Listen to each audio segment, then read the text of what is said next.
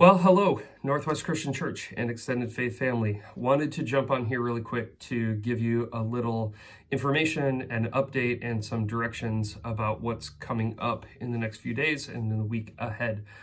So let me start off by saying this.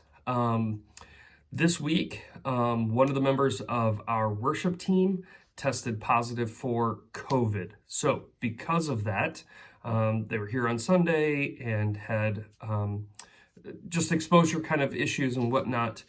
We are going to be canceling our in-person gathering for tomorrow, Sunday, January 31st, canceling in-person service for this Sunday. We're going to plan on the Sunday following, provided that we're not made aware of any more people coming down with it or anything like that. But this Sunday, no in-person gatherings at the church. So here's what I need.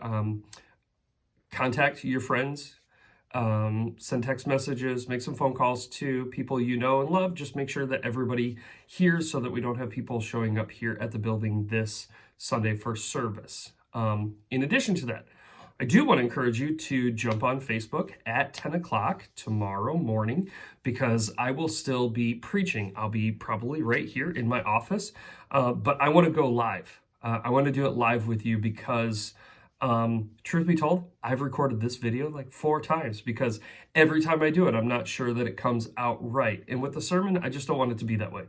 I want to go live with you and just teach in the moment. So Facebook, Northwest Christian Church's page, jump on and we'll have a time of teaching together tomorrow at 10 a.m. So I can't wait to see you there. Couple other things that this kind of affects for this week. One, no pulse tomorrow night. We'll cancel that. Now, looking ahead to the following week is supposed to be Super Bowl Sunday. Now, historically, Super Bowl Sunday started off as just kind of a youth group event. Over the years, it's grown into inviting the whole family and then inviting the entire church to come be a part, and we would pack out the youth group room with all kinds of people and food and have a wonderful time.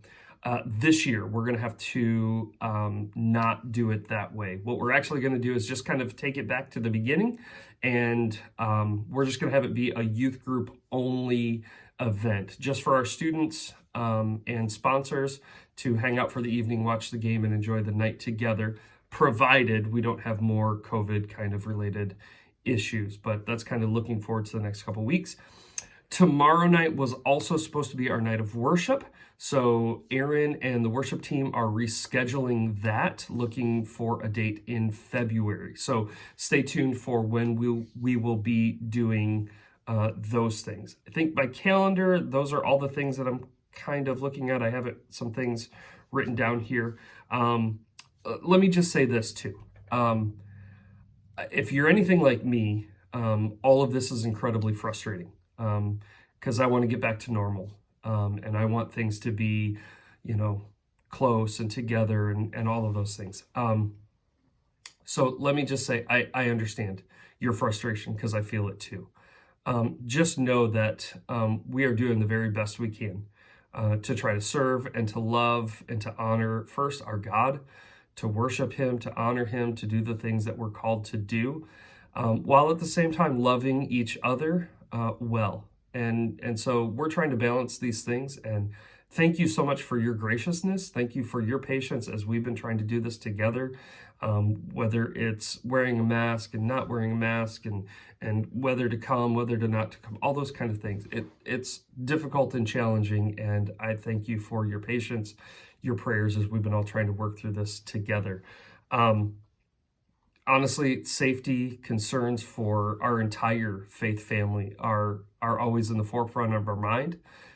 As we worship God, as we honor him, how do we do that responsibly and safely? Those are all the things we're balancing. So I'll just say this, this week, especially with somebody in our church family having COVID, and then the multitude of prayer requests that we keep getting about extended family and friends who have it, would you do me a favor this week and purpose to really pray for this church and our faith family and all of those health related issues, and just how it's affecting everyone, would you just take some time to really pray for each other in this time? Looking forward to the next couple of weeks. Let me also say this, man, we are incredibly excited to welcome Jen Scrocky here in just the next couple of weeks. I'll be heading over to Indiana on the 8th of February to bring a trailer back. And it's happening. We've been planning and preparing for adding a staff member for a good long time now. Well over a year we've been talking and planning and praying.